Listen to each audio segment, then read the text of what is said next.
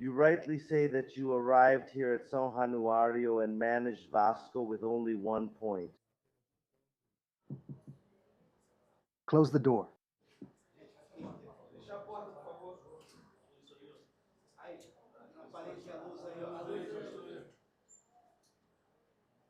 Close the door, please.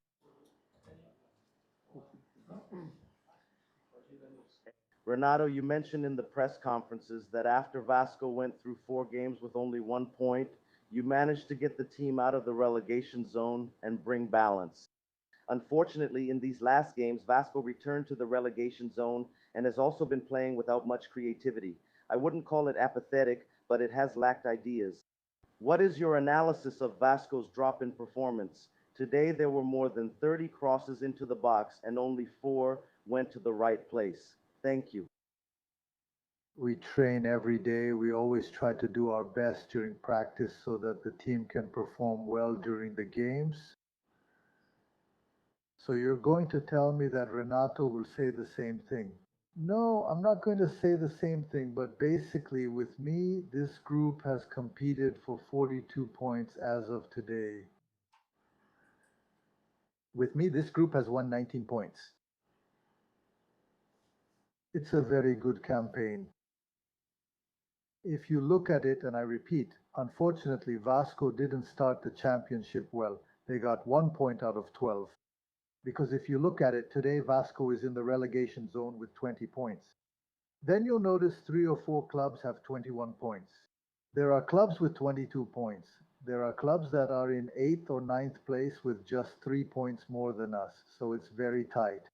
So when I say that with 2 wins, you make a very, very big jump in the standings. But if you have 2 losses, you also take a very negative drop in the standings.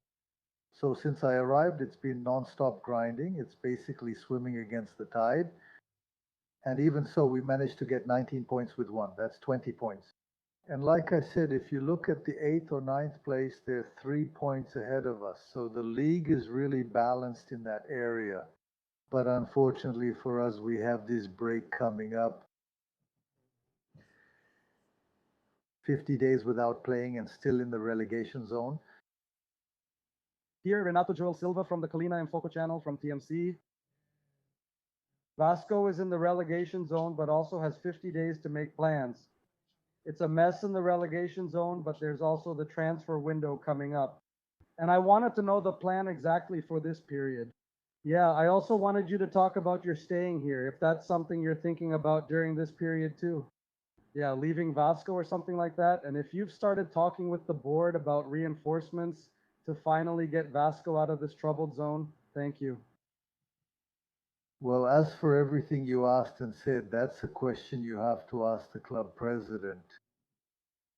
I talk a lot with Pedrinho. He's a great president. He's someone who gives a lot to the club. I've talked a lot with him. The last time we talked, we spent 2 hours in Julião. So I pass things on to him. I pass things on to Admar. That's my opinion. So we exchange a lot of ideas. You know, I always want the best for everyone. I always want the best for Vasco. So that question you asked me, you have to ask him. I understand the club situation too. At the moment, you also can't do much because of the lack of money.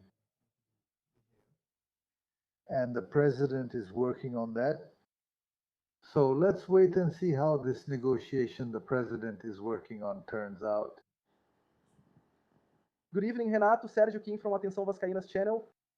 Yeah, you managed to get Vasco to qualify for the Sudamericana, even though it's in the playoff stage, always saying that the Brazilian Championship was the priority. Vasco finished the first stretch with the team in the relegation zone. I wanted you to analyze it. You said that this percentage of points earned was very good. I wanted you to analyze, please, this stretch from your debut until now, and whether you think this was the plan from the beginning. Thank you. You make a plan and try to execute it. That's what we did here. Vasco is competing in 3 tournaments. Vasco is qualified for the Copa do Brasil. Vasco is qualified for the Copa Sudamericana. If you look at the percentage, since I arrived at Vasco in the Brazilian Championship, it's good. If you take, for example, just an example, 2 points The club that's ahead of us has points outside the relegation zone. There are one or two clubs, three clubs with 21 points. If you had gotten two more points, two, I won't go too far, or even one, depending on goal difference, Vasco would be out of the relegation zone today. So when you're fighting for 12 points, and no one here is making excuses, but that's how the Brazilian Championship is, it's cruel. When you get 1 point out of 12, you have to keep pushing, swimming against the tide the entire championship. It's been this way since I arrived. Every 3 games from one competition or another, you rest the team here, rest some players there, and so on. Always thinking about the Brazilian Championship. If you look, when I got here, Vasco had 1 point. It was in last place. Today, Vasco is still in the relegation zone, but it's just 1 point behind the team just outside the relegation zone. So it's just one round, but that's part of the Brazilian Championship. People either understand the situation or they don't, right? What can we do? I feel sad for our fans who once again put on a show today and have been supporting us a lot. Now, there are times when you need something more too. So I hope that during this break, everyone can reflect on what they've done, what they haven't done, and what they can do. Renato, good evening. Rodrigo Crevellari Edgar from the Cruz Maltino podcast. First, I'd also like to hear your analysis of the match, of course. And about the planning that I'm going to ask you, it's about the issue of vacation period or break. When will this period be, and what will the training plan be after that period? We started the game well, the team gave their all, and we had some chances at the beginning of the match. Unfortunately, we couldn't take advantage of them, and from a set piece, we ended up conceding a goal. And then, you know how the pressure is, right? We had to start taking risks, open up the team, and go after the opponent. Even so, we created some chances, but unfortunately, we couldn't even get the equalizer, so we could try to react and go for the win. So Atletico also had few opportunities, but with the few chances they had, they scored. We had some chances, and unfortunately, we didn't take advantage of them. Well, regarding the break, pretty much all the clubs are going to give 3 weeks. Some clubs a little more, some clubs 2 days less. That's what was decided. Then you asked me about training when they come back. Well, the first goal of training after the break is to get the players back into shape and see what will happen during this period when we're on break, regarding the president's plan, regarding chasing after money.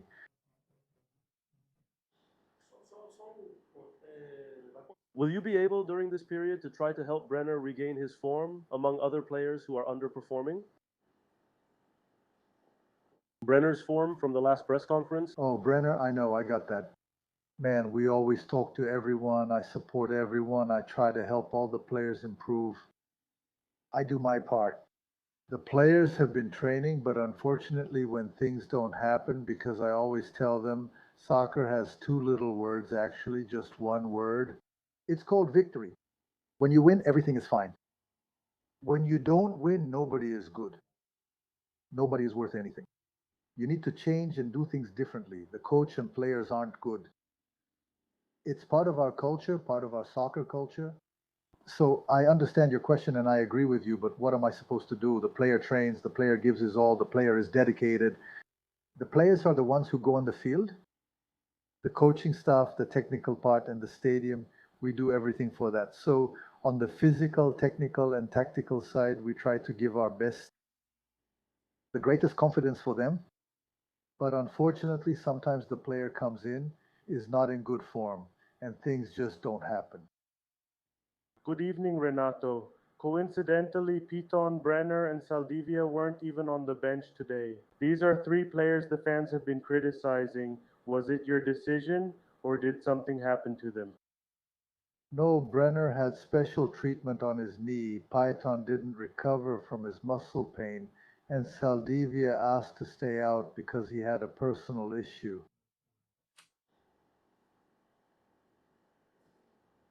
Renato, good evening. Lino Linea Kirbiões from Hora do Vasco. You suggested to our friend Joel Silva to ask the president some questions about football planning. I wanted to ask you how you managed to ask the president, since the fans have been missing an official statement from him for a long time. And about the football planning, what did they promise, Renato? Restructuring and many signings. Earlier you mentioned 3 or 4 in press conferences, but now you don't mention numbers. What was promised to Renato for the year's second half?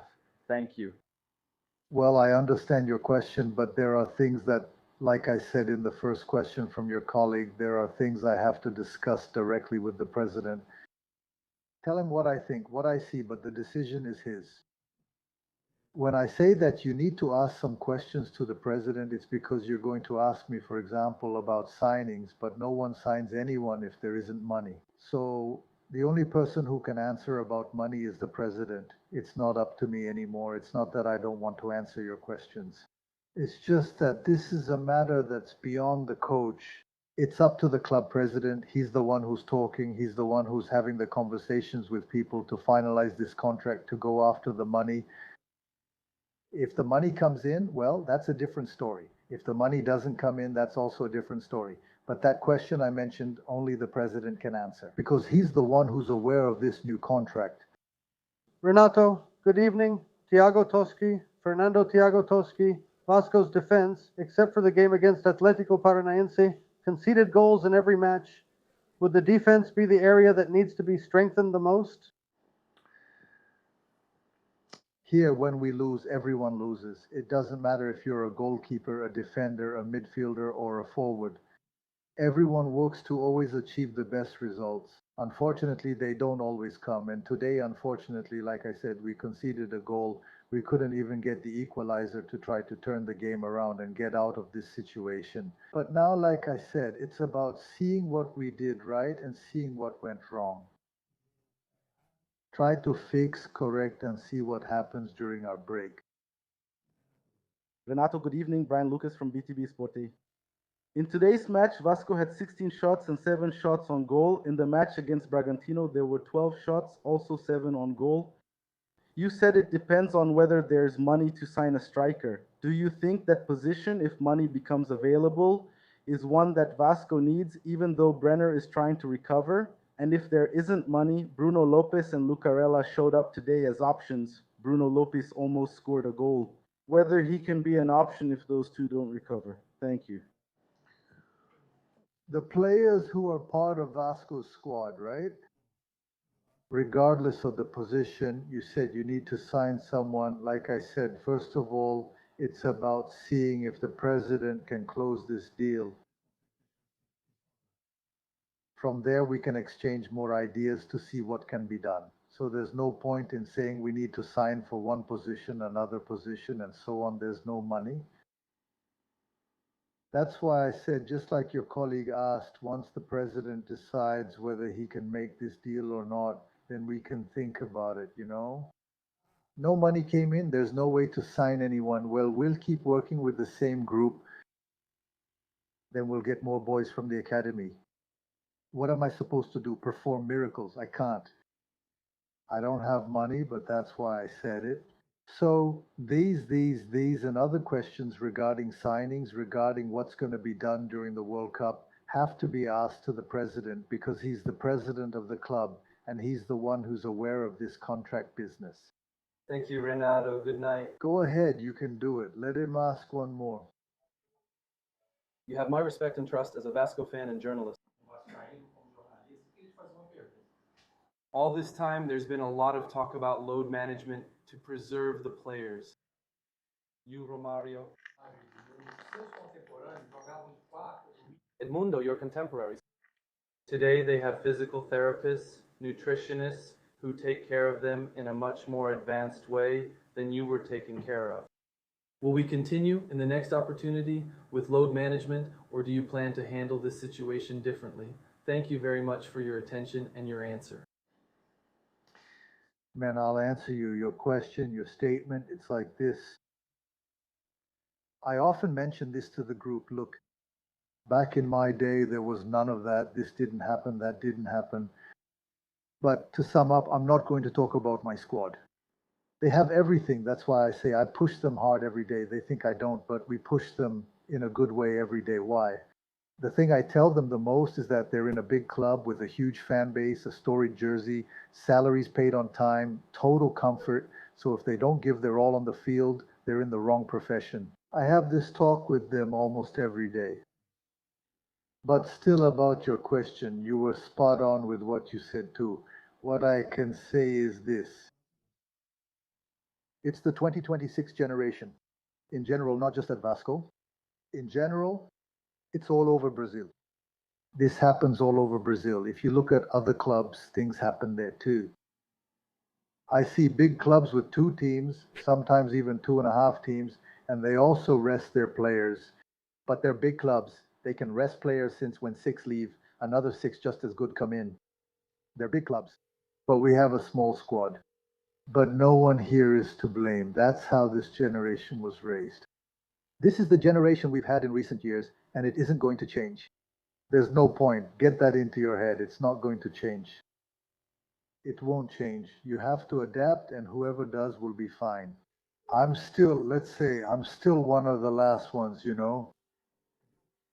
I'm right there with them almost every day in a good way. It's so they can see the reality of Brazilian soccer. And I say even more. I say, look, talk to your parents, your grandparents, your older siblings. What my generation was like compared to what you have today. If you don't appreciate what you have today, well, then it gets difficult. But if you go to another club or to any other club, you'll find the same thing. Unfortunately. So what are you going to do? Will you argue with them daily? That's today's soccer, guys. That's today's soccer. Thank you, Renato. Thank you. Just to finish, is it possible for us to change this reality in the worst case scenario by keeping the same squad you have today? Is it possible for us to turn this situation around with the same squad we have today? Elton Ozimidio from Paraíba. I said this problem exists all over Brazil, in every club.